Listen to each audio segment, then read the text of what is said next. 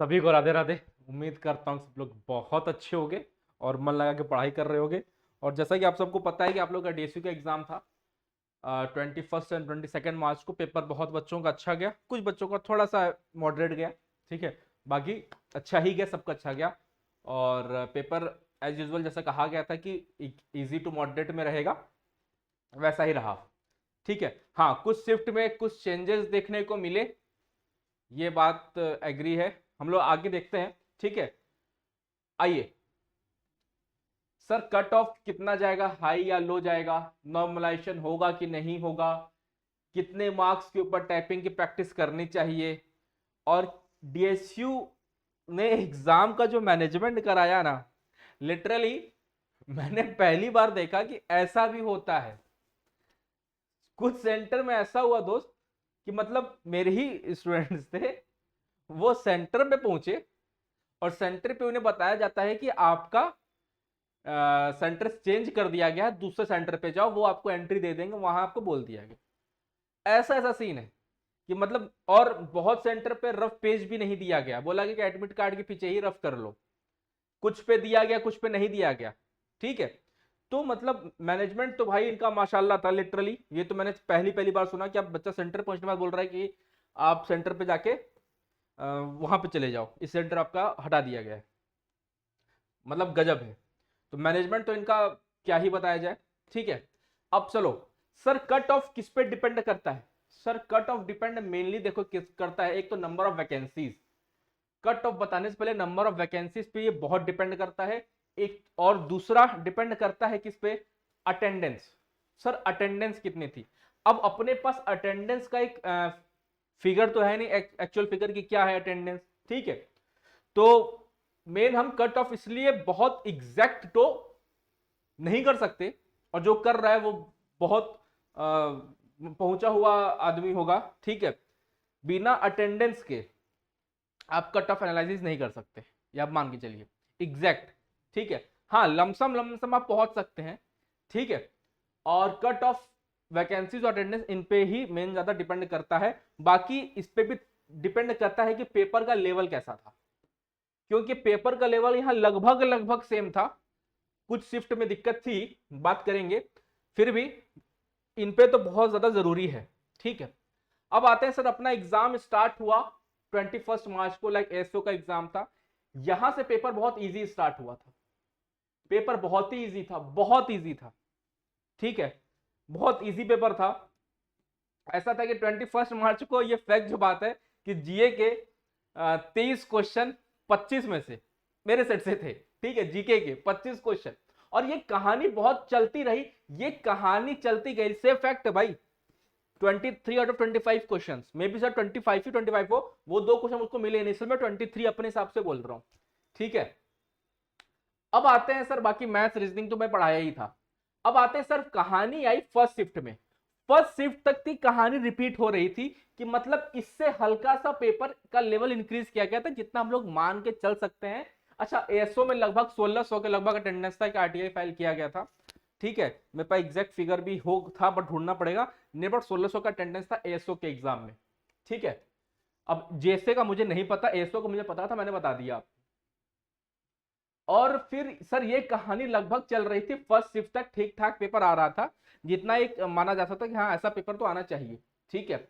Sir यहां पे आके सेकंड शिफ्ट और थर्ड शिफ्ट में आके सबसे ज्यादा नाइंसाफी अगर देखा गया, तो मैं सही बताऊं तो सर थर्ड शिफ्ट वालों के पास साथ, उसके बाद सेकंड शिफ्ट वालों के साथ।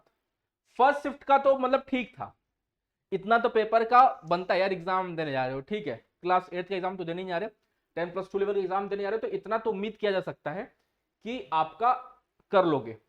सेकेंड शिफ्ट और थर्ड शिफ्ट में मोस्ट प्रोबेबली भाई साहब बहुत चेंजेस देखने को मिले इन कंपैरिजन टू ये दोनों शिफ्ट में, ठीक है। बहुत चेंजेस देखने को मिले, इसलिए कट ऑफ वेरी इनके कारण से कर सकता है, इनके कारण से कट ऑफ वेरी कर सकता है। अब लेकिन सबसे बड़ी बात कि सर 3 शिफ्ट में इधर एग्जाम हो 22 को, क्या नॉर्मलाइजेशन होगा। और नोटिफिकेशन मैंने नॉर्मलाइजेशन सारा कुछ पढ़ा नहीं, कि नोटिफ हो सकता है कि अगर किसी को मिले तो मुझे दिखा देना, मैं गलती से मेरा छूट गया होगा, बट मुझे तो नहीं दिखा नॉर्मलाइजेशन।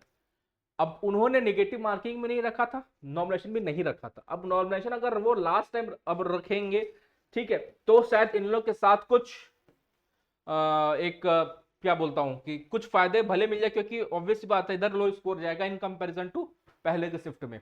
थर्ड शिफ्ट में कम स्कोर जाएगा, क्योंकि इसमें फैक्चुअल चीजें बहुत ज्यादा आ गई थी, डेटा बहुत ज्यादा आ चुका था, ऐसे क्वेश्चन नहीं बनते। हुआ क्या ना, मैं बता रहा हूं, जब मैंने पूरा पेपर देखो, बहुत लोग यूट्यूब पे आए, पेपर खत्म हुआ तुरंत आगे कट ऑफ, यार पूरा एनालिसिस किया जाता है। एक्चुअल बात ये घटा कि इन्होंने पूरा पहले लिया जीके का सेट, दिल्ली जीके का। अब इन्होंने यहां से पेपर सेट करना शुरू किया, ठीक है, तो जो एक्चुअल दिल्ली जीके के जो क्वेश्चन होते हैं, ठीक है, इजी टू मॉडरेट में, वो उनका यहां पे मैक्सिमम खत्म हुआ, फिर यहां से यहां आते आते आते लगभग लगभग खत्म हो गया। फिर दो चार जो क्वेश्चन बचे वो सेकंड शिफ्ट में आ गए, और थर्ड शिफ्ट में शायद दो तीन चार क्वेश्चन इसमें मिले होंगे, चार पांच क्वेश्चन। उसके बाद यहां पे इन्होंने पूरा फैक्चुअल फेंक दिया, क्योंकि इनके पास क्वेश्चन डेटा, अबे हमसे ले लिए होते मेरे भाई तुम डीएसयू वाले, मेरे पास क्वेश्चन ही क्वेश्चन था, बैंक का था पूरा, ठीक है। अब क्या बोला जाए, तो ये चीज हुआ कि इनका देखा गया कि मैंने देखा कि इनका जो, क्योंकि दिल्ली जब इनका पेपर देखा गया सर, इनके में जो दिल्ली जीके का एक्चुअल फिगर होता है, क्वेश्चंस होते हैं सॉरी, वो साफ साफ क्वेश्चन आए थे कि हाँ ये क्वेश्चन सर, सेक्स रेशियो मैंने दिया गया था, जो भी होता है पॉपुलेशन और अपना लिटरेसी, ये सब कुछ मैंने दिया था, ठीक है, मोनूमेंट्स कौन बनाता है, ये सब सारे क्वेश्चन आए थे, सारे पीडीएफ में थे।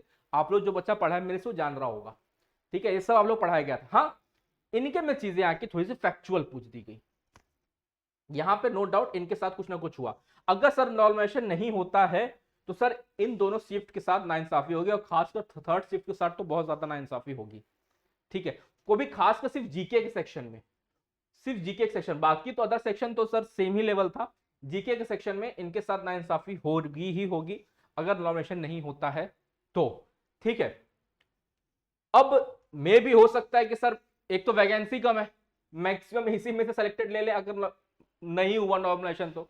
मैं ऐसा नहीं कह रहा कि सब इसी में से हो जाएंगे, सेकंड और थर्ड शिफ्ट में भी जा सकते हैं, ठीक है, ये सब तो एक एजम्पशन है, एजम्पशन पे सब कुछ हो रहा है, लेकिन जहां तक मुझे लग रहा है कि थोड़ा सा भाई दिक्कत तो इधर से, ठीक है।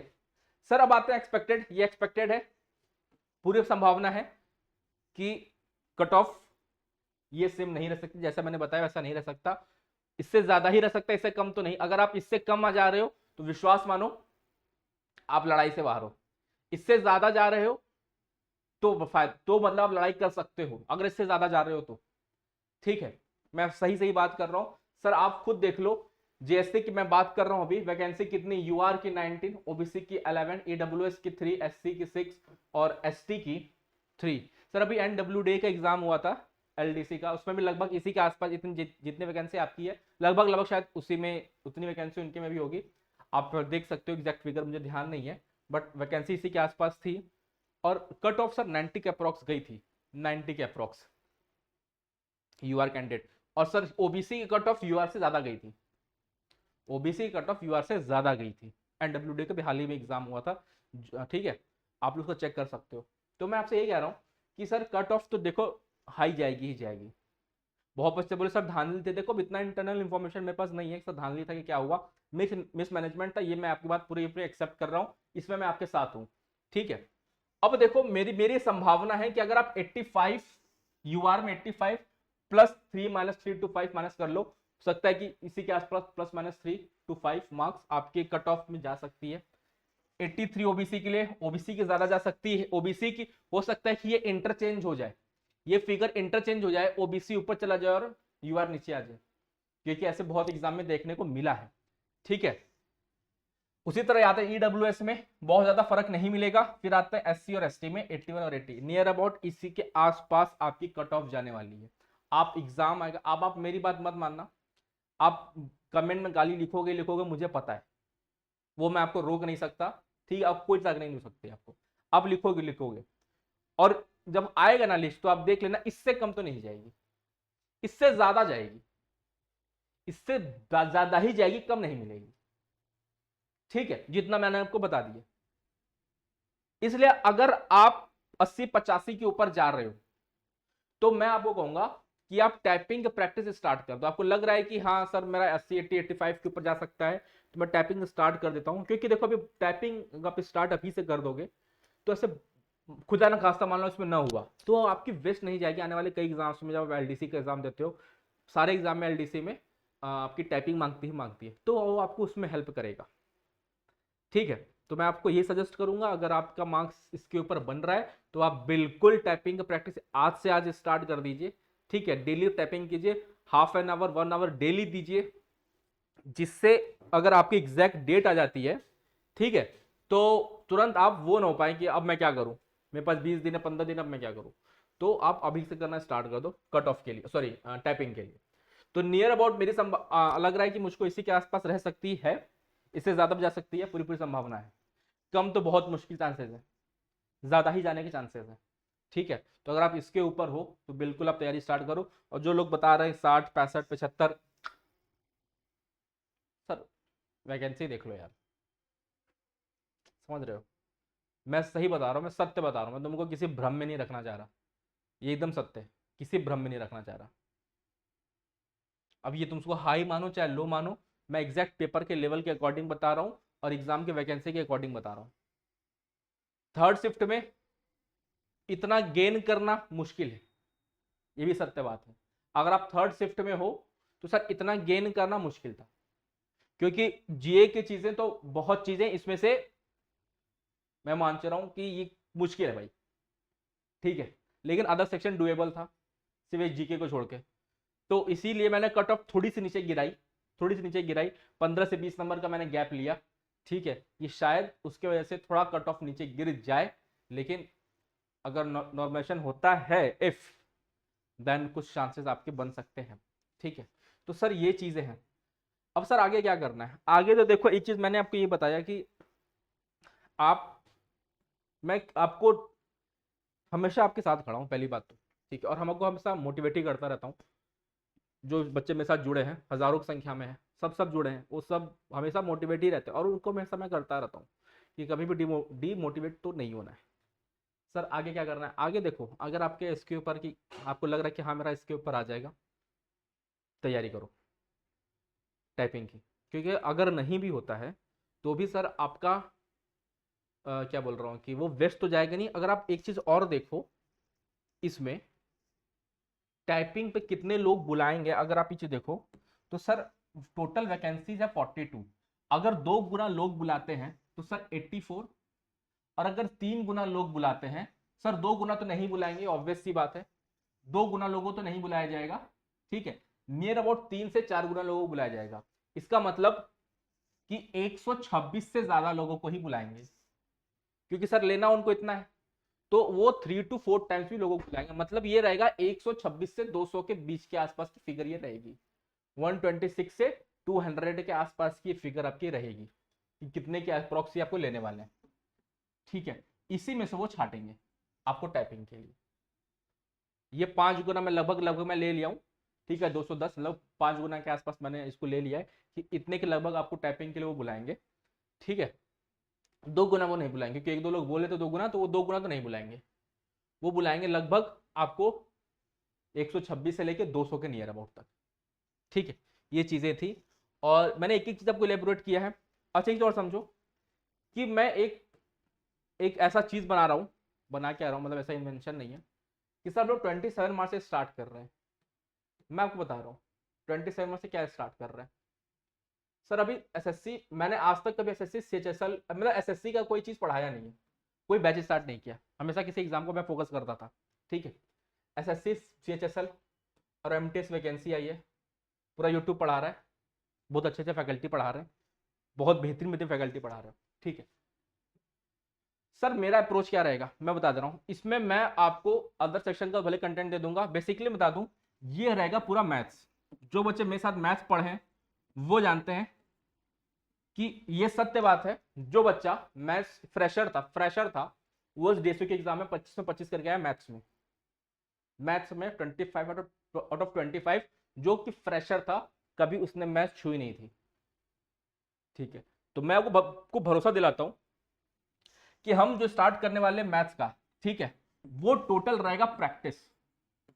और अगर आप एसएससी के किसी भी टॉपर से पूछो ना, मैं आपको बोल रहा हूं कि आप मेरी मत सुनो, किसी के टॉपर से पूछो, लास्ट के 2 मंथ वो ये नहीं बोलेगा, या किसी बहुत अच्छे, आप बहुत बड़े जिसको आप समझते हो कि फैकल्टी से बहुत अच्छी फैकल्टी है, आप उनसे पूछ सकते हो, लास्ट के 2 मंथ ये नहीं बोलेगा कि आप चैप्टर्स पढ़ो, वो क्या बोलेगा, मैक्सिमम प्रैक्टिस करो। बस वही मेरा टारगेट है सर। इस 2 महीने में ना, इस 2 से 3 महीने में हम लोग CHSL का एग्जाम मई में है और MTS का एग्जाम मेरे ख्याल से जुलाई में है। तो इस 2 से 3 महीने में हम लोग इस बेहतरीन, इतना बेहतरीन प्रैक्टिस करने वाले हैं, इतना बेहतरीन प्रैक्टिस करने वाले हैं।